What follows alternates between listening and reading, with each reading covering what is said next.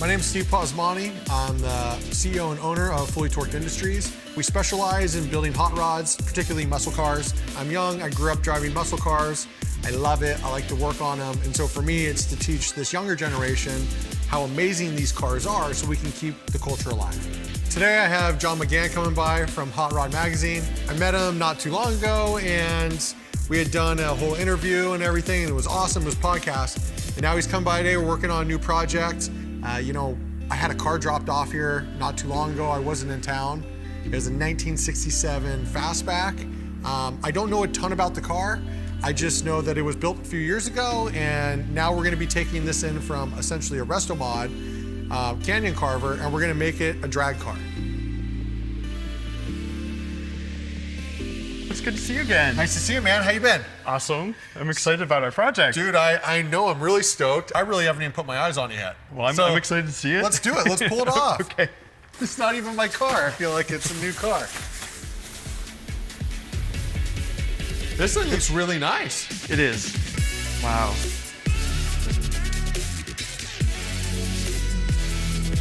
Love the wheels, love the way it sits. It's kind of got like that Eleanor look. Yeah. With the rims on it, which I totally dig. Mm-hmm. The coupe to hardtop conversion was done at a shop in Texas.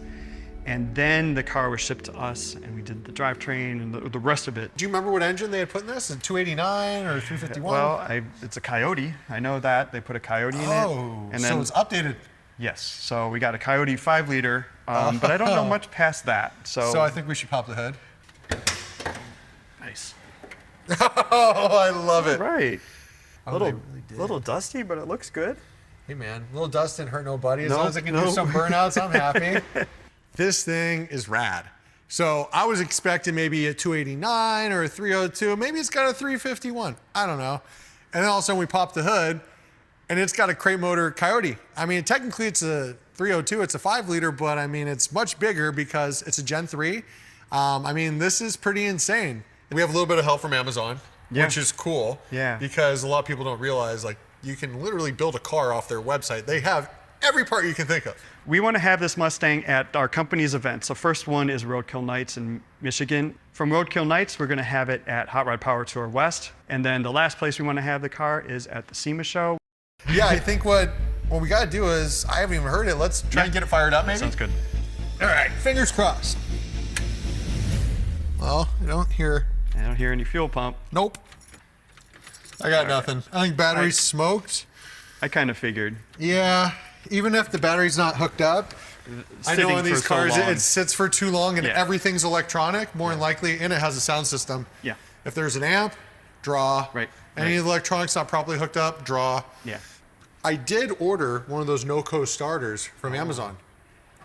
I had a weird feeling in my stomach. I'm like, if it doesn't start, let's at least try and jump it. I think that would be what it is. How convenient. Right away, I love it. It works for me. All right, let me go grab this really quick. Okay. Look what showed up. Nice. All right. I'm liking it.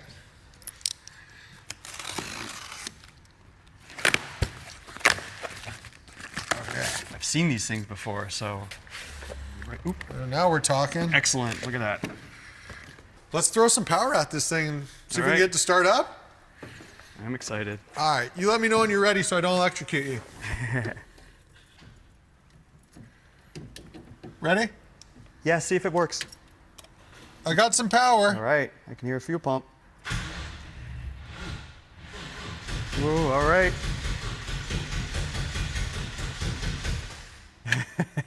It wants to start. It does. All right, let's try it again.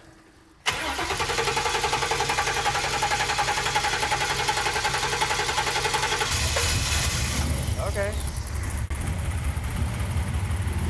That's good. It's a start. Well, it got started. Yeah. We'll take it. Yeah. It was great to hear it start. It was a relief. Well, now that we finally got it going, throw it up on the lift and we can actually see underneath it. Yeah. All right.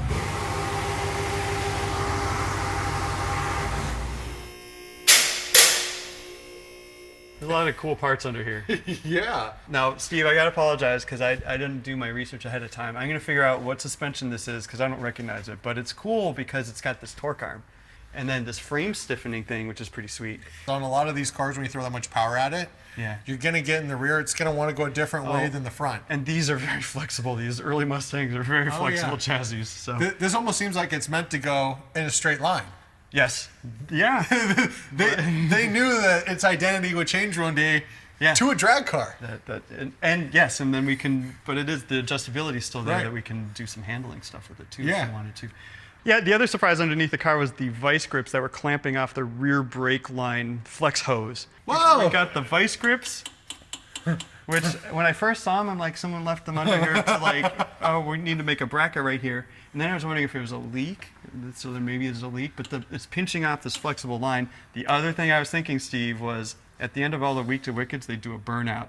So I think maybe he clamped off the fluid pressure to the rear brake so he could do a monster burnout in the parking lot at work. That would make sense. That's awesome. So this is for a burnout. So yeah, probably. You know, once we put this car on the lift, it is sick. There is all the fun goodies in here. You got a full-on chassis stabilizer. You have aluminum drive shaft, disc brakes all the way around. I mean, it's set up to run. You know, I'm thinking is I got to figure something out with this exhaust.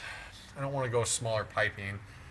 I'm thinking maybe if we had a smaller muffler, maybe that we could do like here and do a side exhaust. That might be the better way to do it, so we're not running it fully out the back. And we want the exhaust to evacuate as quick as possible. Yeah. Well, I think we've pretty much seen everything there is to see under here. You know what I'm thinking? I think I know what you're thinking. We need to see if that line lock works and do some burnouts. I'm down.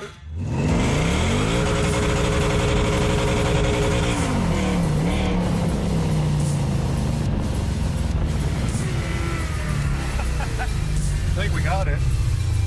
Does it sound like it? Now that we have the Mustang here at the shop, we've driven it, we've put our eyes on it, I gotta start ordering parts. I'm gonna go through Amazon, I'm gonna see what we need, I'm gonna make a little bit of a wish list. Hopefully the Amazon gods can help me out. And you know, phase 2, once we've ordered those parts, is gonna be, you know, the deconstruction with the new construction of what is gonna be our streetable drag car.